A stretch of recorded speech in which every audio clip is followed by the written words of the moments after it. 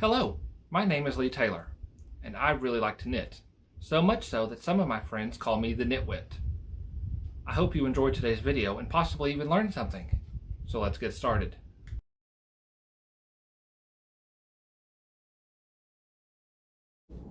In this week's video, we are going to take a stash dive. We are going to look at swatches, and we're going to look at updates as well as what traveling knitting is.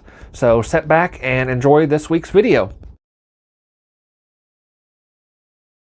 To start this week off, we're going to do a stash dive, and we're going to look into the blue yarn shelf here and get a up-close look at what those yarns are, and the first time that we're going to see triplets. Triplets being, it's the exact same yarn content, it's the exact same yarn brand, it's the exact same yarn, just in different colorways. So we're going to jump over now to the overhead and take a look at all of my blue yarns. Let's take a look at the blue yarns. We're going to start off with Red Stag Fiber Company in their Cottage Sock line. It is a light fingering, 75% merino, 25% nylon. 100 grams gives you 463 yards in the colorway Lock. I absolutely love this one. Next we have Knit Silk brand 3-ply, which means there's 3 strands twisted around together, not braided, just twisted. It is a fingering weight. It is 100% mulberry silk, which means that the silkworms that produce this ate mulberry leaves.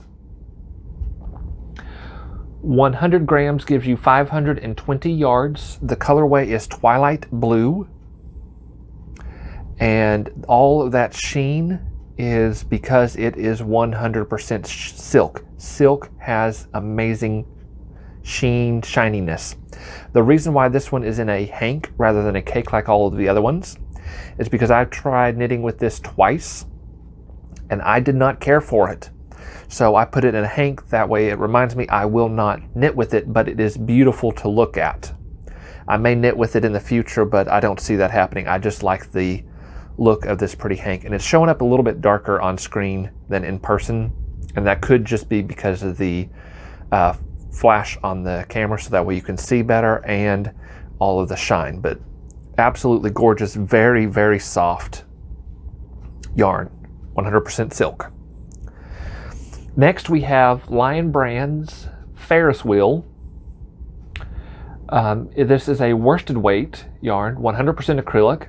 85 yards gives you 85 grams gives you 270 yards, and the colorway is Full Moon.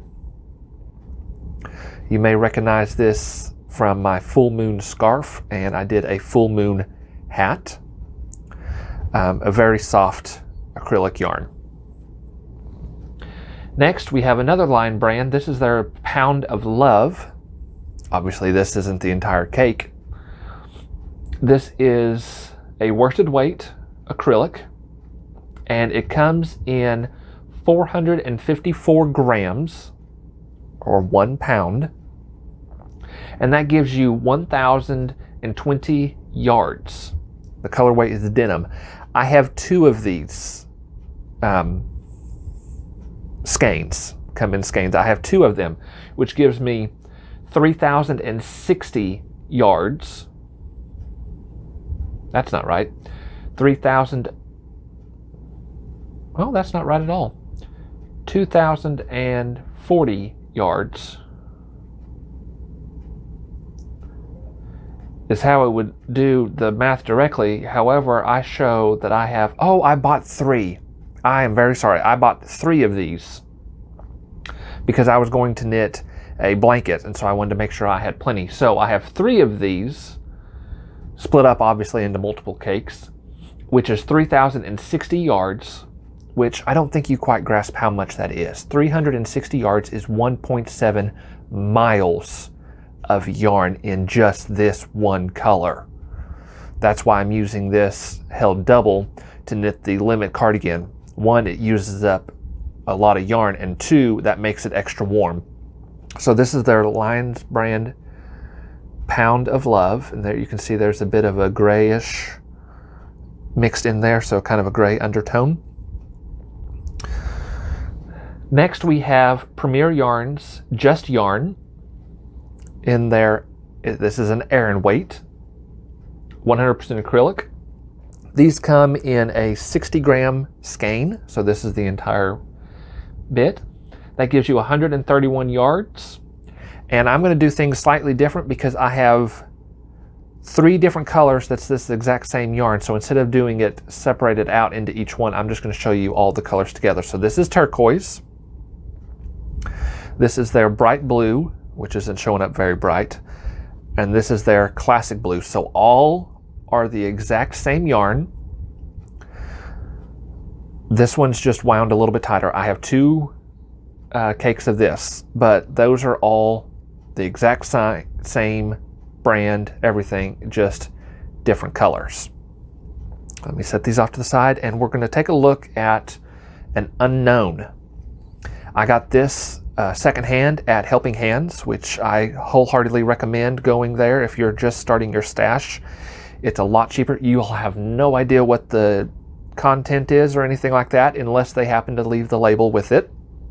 But you can find some really very cool yarns. This is a cotton yarn, but sorry, I was off screen. It's just different than any of them that I'm used to. I think it's actually a mercerized cotton, which gives it this shine. I'm not entirely certain what all goes in that process. I just know that it does something to the cotton. But this is, like I said, an unknown cotton, and I have 101 grams of this. I don't know what the yardage is. So let me zoom out and see if I can fit all of these in one shot. Pardon the shadow here. So cotton. These are the Premier Just Yarns. The Lion brand Pound of Love. The Ferris Wheel. The Mulberry Silk. And the Cottage Yarn. So that is all that's in my blue stash.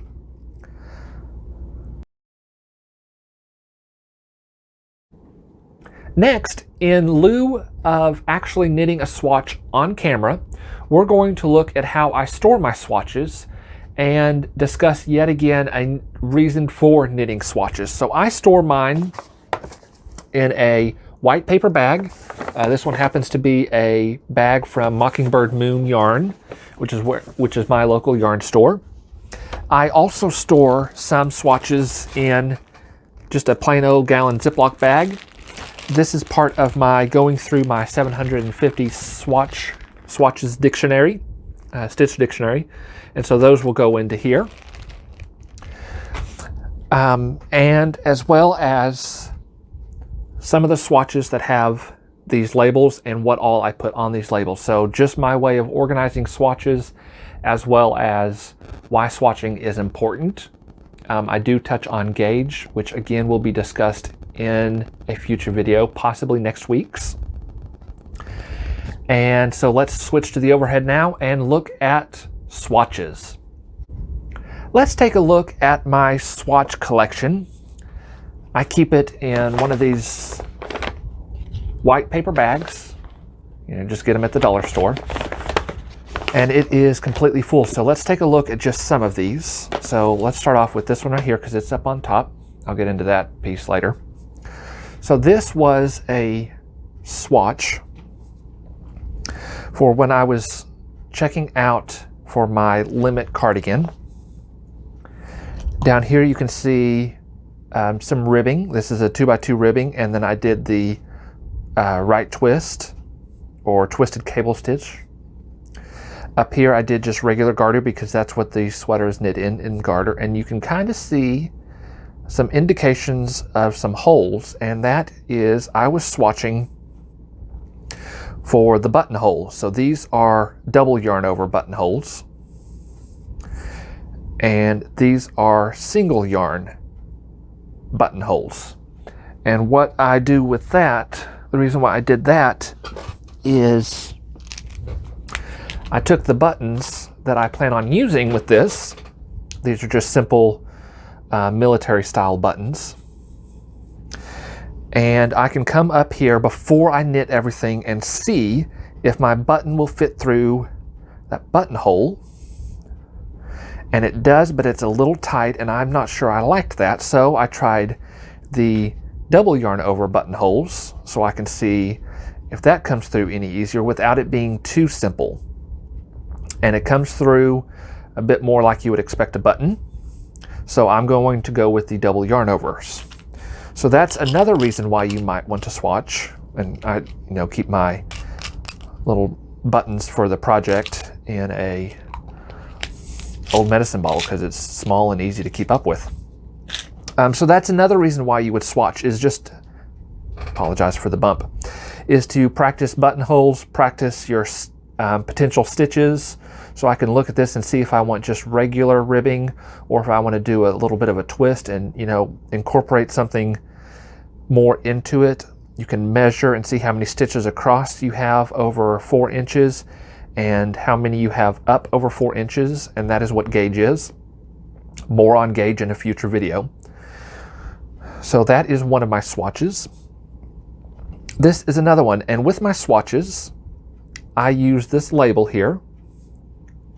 It's just a piece of leather, and I write the size needle that I used and what brand, because knitting a swatch with metal, wood, bamboo, and plastic all gives you a different gauge. Again, more on gauge on later. I mark what gauge I got, the yarn I used, and anything special. So I did this yarn held double. So that's what I use this for, is I just take and I just cut off a section and just hole punch. So those are a couple of swatches. Few more in here. I did a mosaic swatch on doing transitioning colors. Just slip one, knit one, slip one, knit one all the way across, and the same back and forth. I wasn't doing any particular pattern. I just wanted to incorporate the color more than just a straight line like this. This added a little bit of something extra to it. Different swatches, you may remember this one. Just some different things. One of the earlier swatches that I did was actually for a sampler. Goes this way. And what I used this for is when I was knitting a bunch of hats, people could look at this and see, did you want garter stitch or stockinette, or this is 2x2 rib, this is seed stitch, and this is 1x1 rib. So you can look at this and see, the different stitch patterns, and you could kind of pick out what you might want on a hat and then what it would look like on the wrong side. And then you can do things like, let's see here, this one here,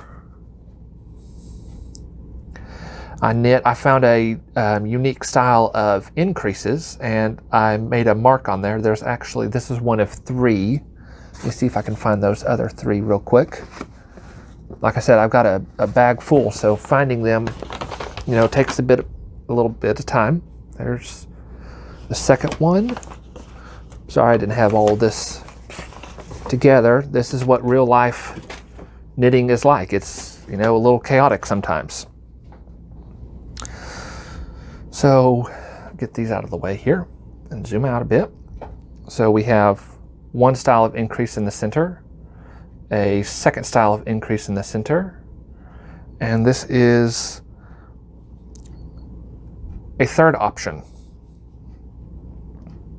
And I made these marks on there. Instead of putting a label on there, I made marks, and then I wrote in a particular notebook what I did with each one of these so I can know for future reference. Another reason to swatch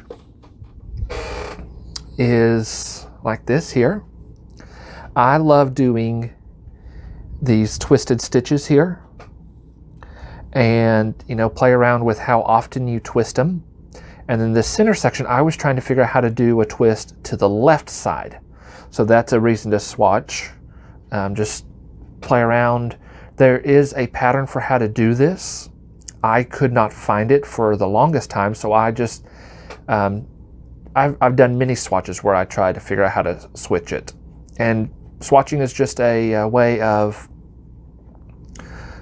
learning and playing around without knitting a full project.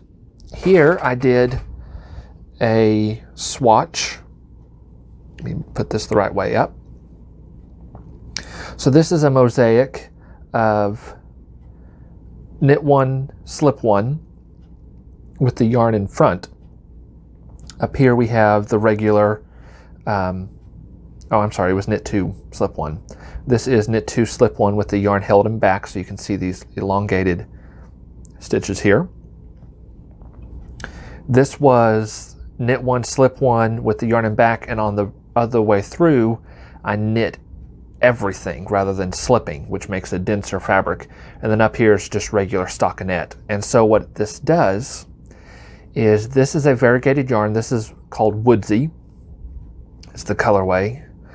And you can see this, how it makes these lines. Well, when you do this over a long point, the colors can kind of pool together, and some people don't want that. So these are different techniques that you can do to fight pooling, so it's not all the exact same. You don't have this big blob of cream here in the center and then other colors dispersed around about it.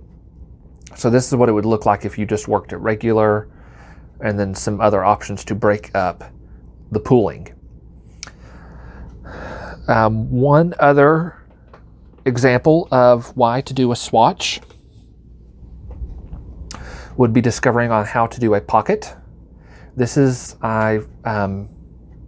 it's not a new technique, it's a new technique to me, but it's how to add a pocket without having to sew anything in. It's all worked in one piece, and I won't go into detail on how all of that works, but I may do this when I do the limit cardigan. I may do my pocket this way, because that's less ends for me to have to weave in, which is always welcome. So here is an example of some swatches that I've done. Let me find the other ones here. Okay, here we have a cable. Let's see here, it goes this way. And it's a right twisting cable. And here we have a left twisting cable. So a piece of fabric with both together gives you this right here. This isn't blocked, so it's all bunched up, but you know, that would lay more like that there. So then you can see the cable that crosses over to the right, and this one crosses over to the left. So this is a right cable and this is a left cable. So those are just some different reasons why you might want to swatch, is just learn some things. Just play around and just have some fun and just see what you can come up with to incorporate in your project that may be all stockinette and you want to add something interesting into it. You may, you know, add a right twist mock cable. You might do just 2x2 ribbing. You might do seed stitch. You might do some mosaic. So there's just a bunch of different options and a lot of fun that can be had with swatching. So instead of a swatch lab this week, I just showed a little bit of some of my swatches. I keep them all in a white paper bag. Usually I've been trying to do it where I have a label so I can look back and know exactly what it is that I'm looking at, because some of the patterns can be very similar, especially on the right side. Sometimes this is called one thing, like reverse stockinette, and this is called stockinette. So just having it written down lets you know what it is you've done. And I actually didn't write down, but the pattern on this one is just plain garter stitch, where again I tried a buttonhole. So hopefully you learned something and are not afraid to try swatching before your project.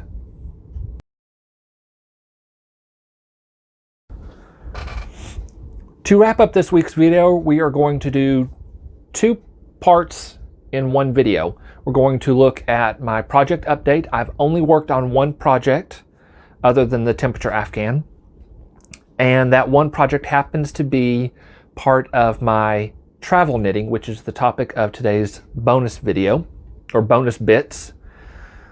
And so I'm just going to do it all in one rather than have it spread out over 2 separate videos. And the reason for that is Thursday afternoon, if all goes according to plan, me, my mother, and my aunt are going down to Gilbert, Arkansas, to my aunt's cabin on the Buffalo National River. So this video is a little short simply because I will not be here to film when I normally am and have it ready to go out on Saturday. So I wanted to go ahead and film early to have all of that and make sure it's done. So I don't really have a whole lot of updates to show you this week. So instead of all of that, I figured I would talk about, swatches and travel knitting and all of that. So let's go to the overhead and I'll show you my travel knitting kit as it is right now, as well as my project update for Blueberry Sox. As I mentioned in the overview, my project update is going to tie in with my bonus video. So instead of making 2 separate ones, we're just going to do it all together. And we're going to, yes, that is the bank that I use. We're going to talk about travel knitting. And as you might expect, it is knitting that one takes with them when traveling. It can be as simple as yarn and needles, or as complicated as yarn, needles, pattern, notions, blocking supplies, etc. So when I go house sitting, I usually take a few projects with me, usually around 2, sometimes 3. But when I travel here recently, I take my sock, and this is how I'm storing my sock all together. So let's look through this kit, because that's basically what this is, and see what all I've got in here. So first off, we have my stitch counter, my row counter. The yarn's all tangled around it. And as you can see, I've worked 11 rows on a particular sub-project pattern. Once again, I have a empty medicine bottle, and in this I have some stitch markers, which these mark my daily progress, these my 20 rows. I've got a tapestry needle with a bent tip, which is the kind that I prefer for sewing in ends should I get finished with the project. I don't have scissors in this kit yet. I have ordered some and they should be here tomorrow if all goes according to plan. Of course, I have the yarn. I have my project with stitch markers aplenty. And in this, because I'm thinking I may get this done so quickly while on vacation, I have the other sock so I can take a picture of it all together. So let's take a look now at my progress, and then we'll get back to travel knitting. So I started the 2x2 ribbing for the leg. That's kind of hard to see on camera. And it's also hard because it's in a dark color. And when you have very dark colors, you cannot see the pattern unless you're looking at it in person up close. But I've worked 11 rows in this, which is why there's 11 on my row counter. So I didn't get very far in these few days, and that is perfectly fine. You don't have to whip out a sock all in one day.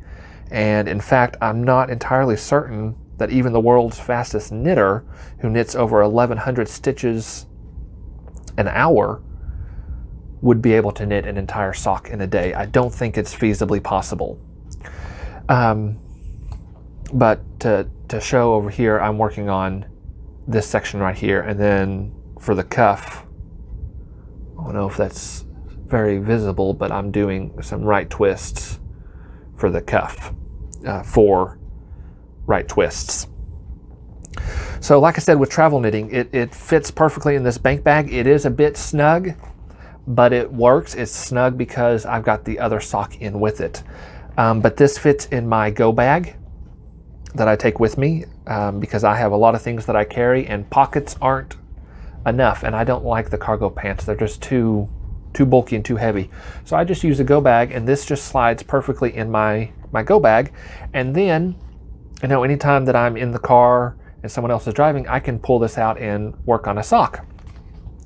So that is travel knitting. I'm hoping to have this sock finished while on vacation, or at the very least before this not this video, but the next video comes out. I'm hoping to have this finished. But if I do have it finished on vacation, I will take a picture with me wearing the socks. And as you can see, these are not identical twin socks. They are fraternal, which just means that the colors don't line up row for row. And I'm okay with that. I am OCD personality, not full-blown OCD. And as long as they're the same colors, I don't mind wearing mismatched socks. But I couldn't wear this blue sock with a red sock. That I couldn't do.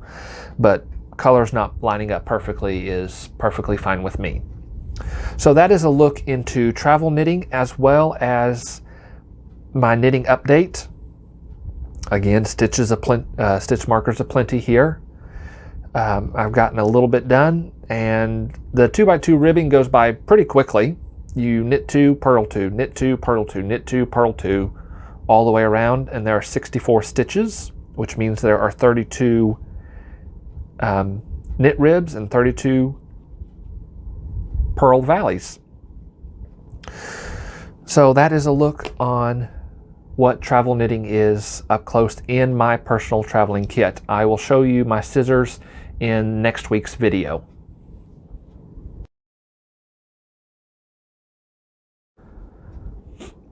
One final part for this week's video is I got the approval to go ahead and show my project designs of my 4 new projects. There's a shawl, 2 scarves, and a hat, and I got the okay from the people who they are named after to show them on this channel.